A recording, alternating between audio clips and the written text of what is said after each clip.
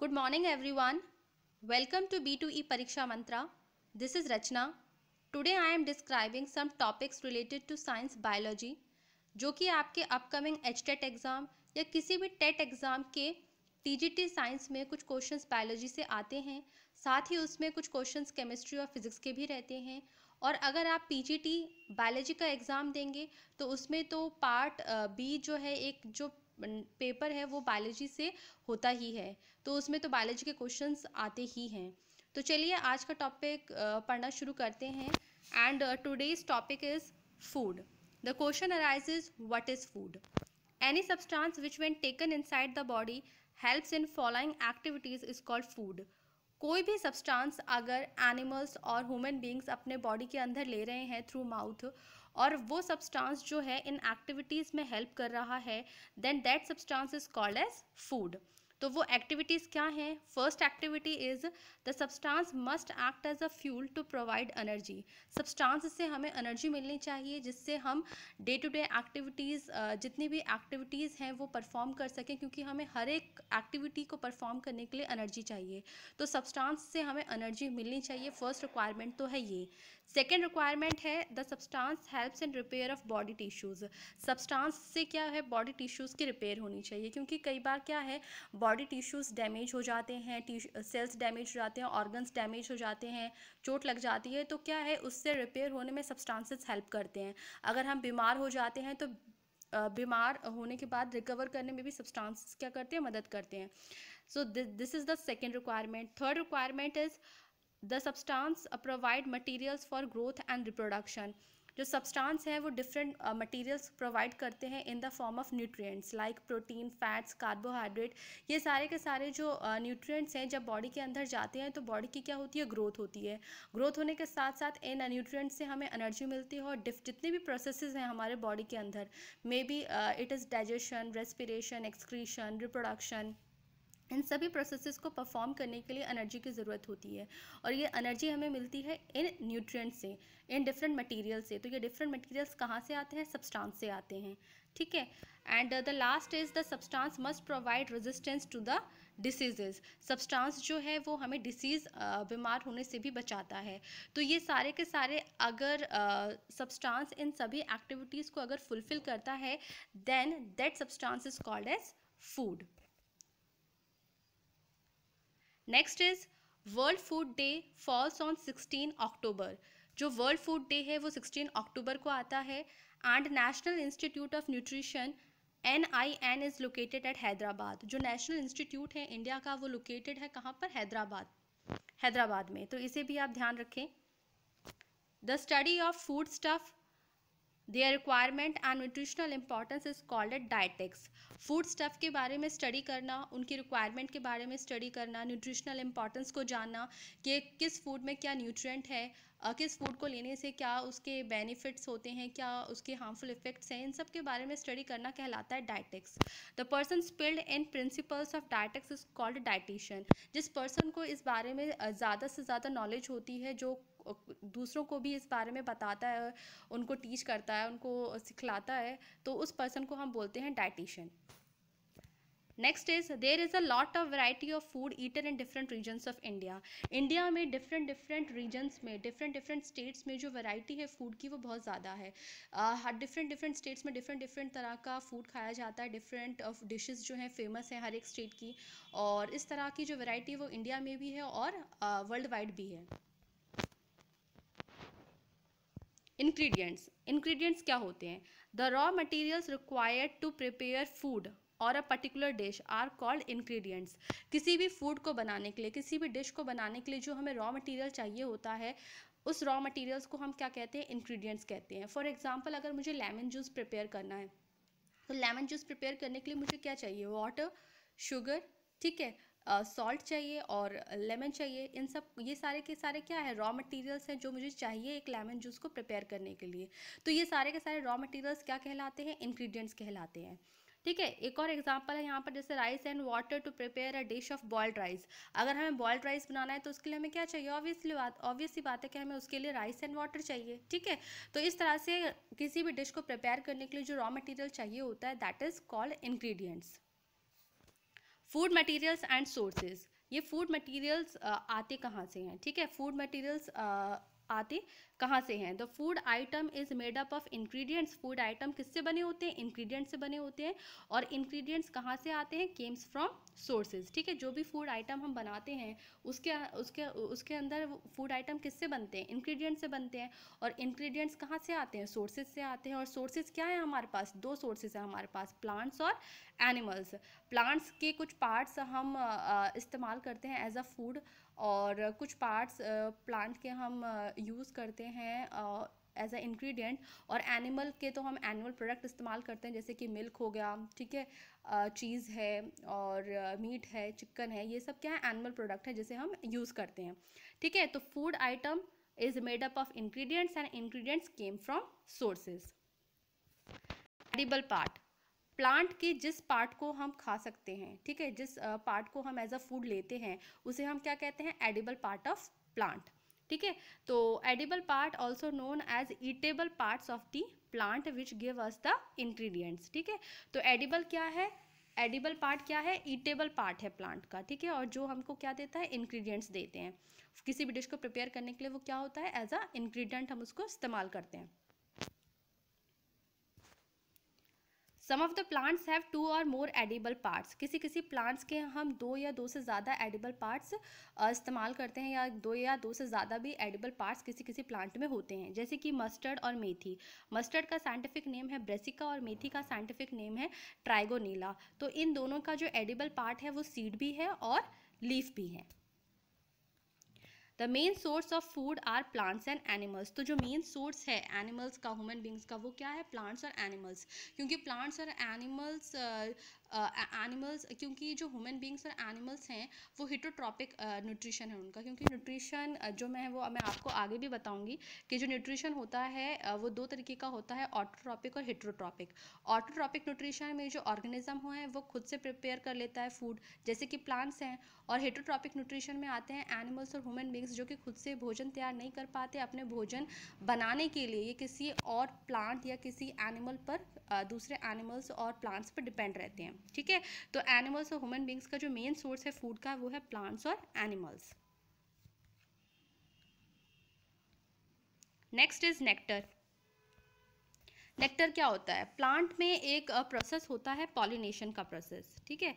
जब प्लांट में फ्लावर आते हैं, जब और फ्लावर से जब प्लांट में फ्रूट बनता है या वेजिटेबल बनता है, वो पॉलिनेशन के प्रोसेस के बाद बनता है। और पॉलिनेशन का प्रोसेस है क्या, पॉलिनेशन के प्रोसेस में ये होता है कि जैसे कि फ्लावर है, फ्लावर में 2 पार्ट होते हैं, एक मेल पार्ट होता है और एक फीमेल पार्ट होता है। मेल पार्ट को हम बोलते हैं एंथर, और एंथर के अंदर होता है पोलन ग्रेन्स, ठीक है। और वैसे ही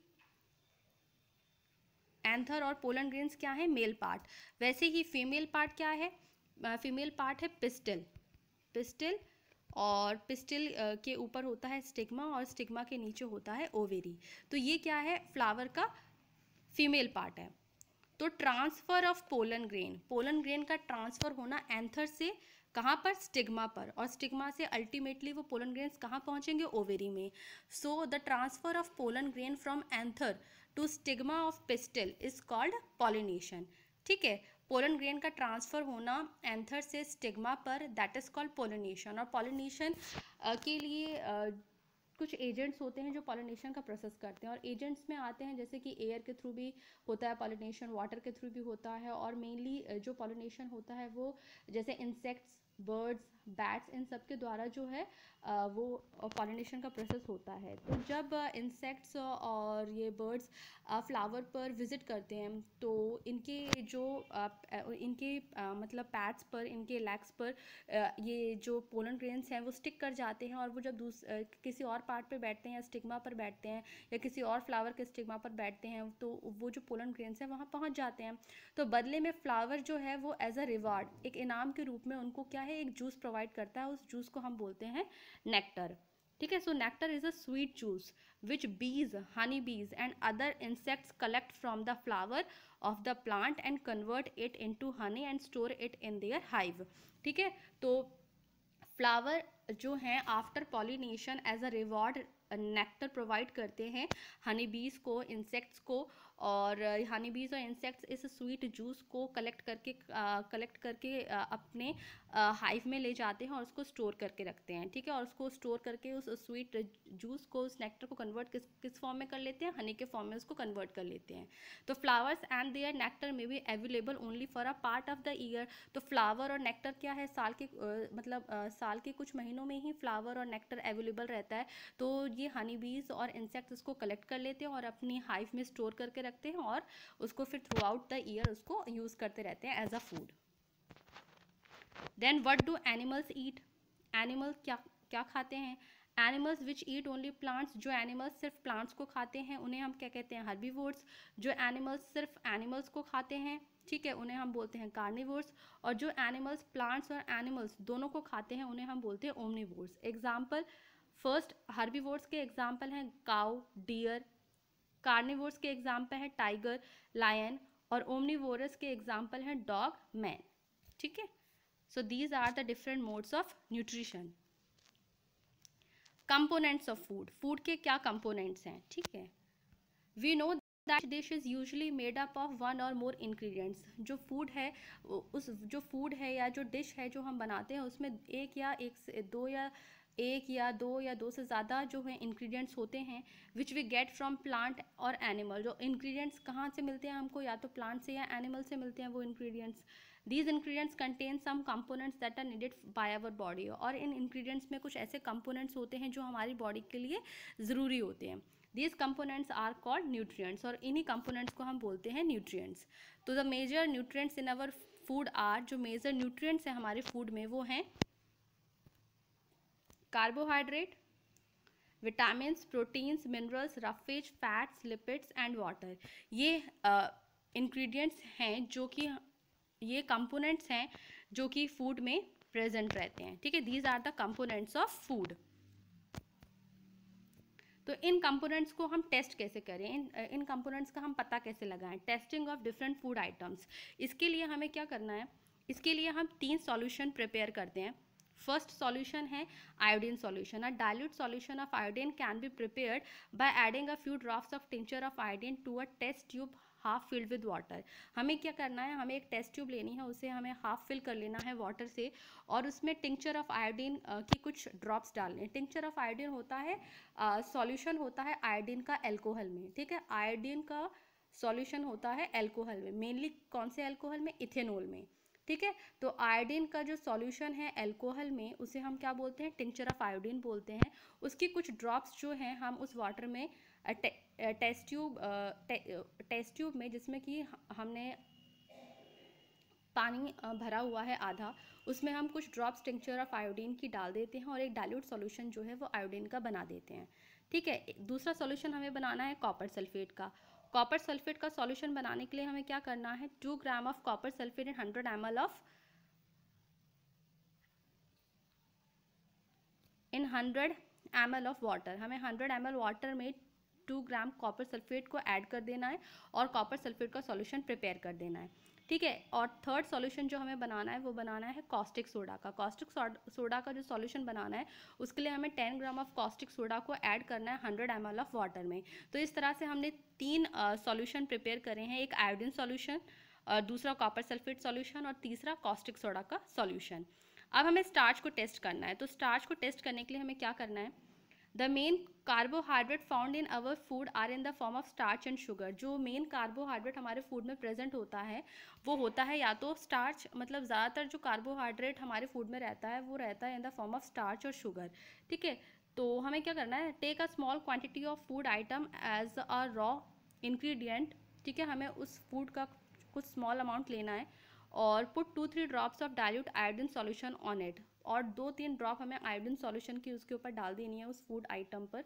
और did it turn blue black, क्या वो उसका कलर चेंज हुआ, क्या उसका कलर ब्लू ब्लैक हुआ। अब blue black colour indicates that it contains starch. अगर उसका कलर ब्लू ब्लैक हो जाता है आयोडीन सॉल्यूशन डालने के बाद, अगर उस फूड आइटम का कलर ब्लू ब्लैक हो जाता है, it means the food item contain starch, ठीक है। तो ये स्टार्च को टेस्ट करने का तरीका है।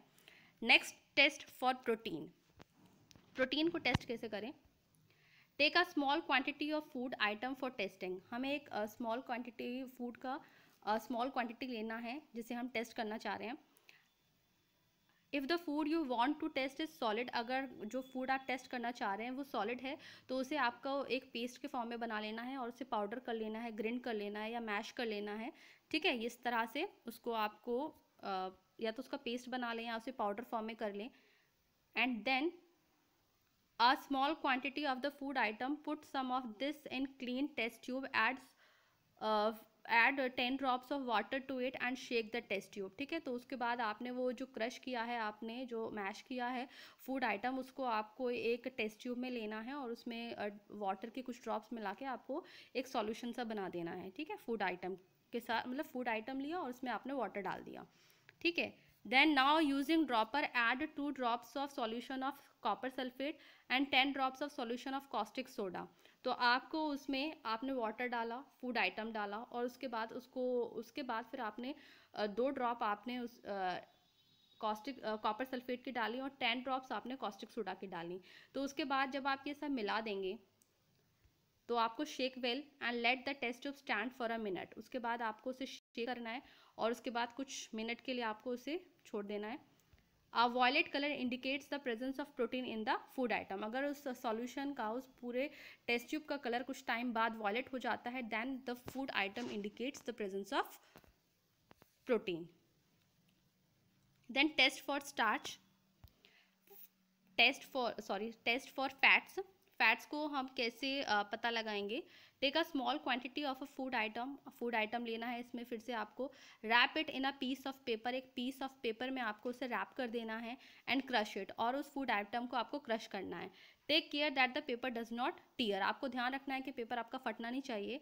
Now straighten the paper and observe it carefully. उसके बाद आप पेपर खोल लें और उसके बाद उसको ऑब्जर्व करें। Does it have any oily patch, क्या आपके पेपर पे कुछ ऑयली सा लग गया है, ऑयली पैचेस पड़ गए हैं। An oily patch on the paper shows that the food item contain fat. अगर किसी चीज़ में अगर उस फूड आइटम में अगर फैट है तो आपके जो उस पेपर पे क्या है, ऑयली पैचेस लग जाएंगे, ऑयल लग जाएगा उस पेपर पे। तो इससे आपको पता लग जाएगा कि उसमें उस फूड आइटम में क्या है, फैट प्रेजेंट है।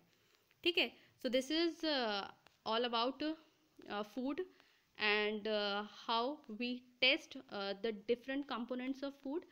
तो आज के लिए बस इतना ही, फिर कल इसके आगे हम कंटिन्यू करेंगे। So thank you guys and have a good day.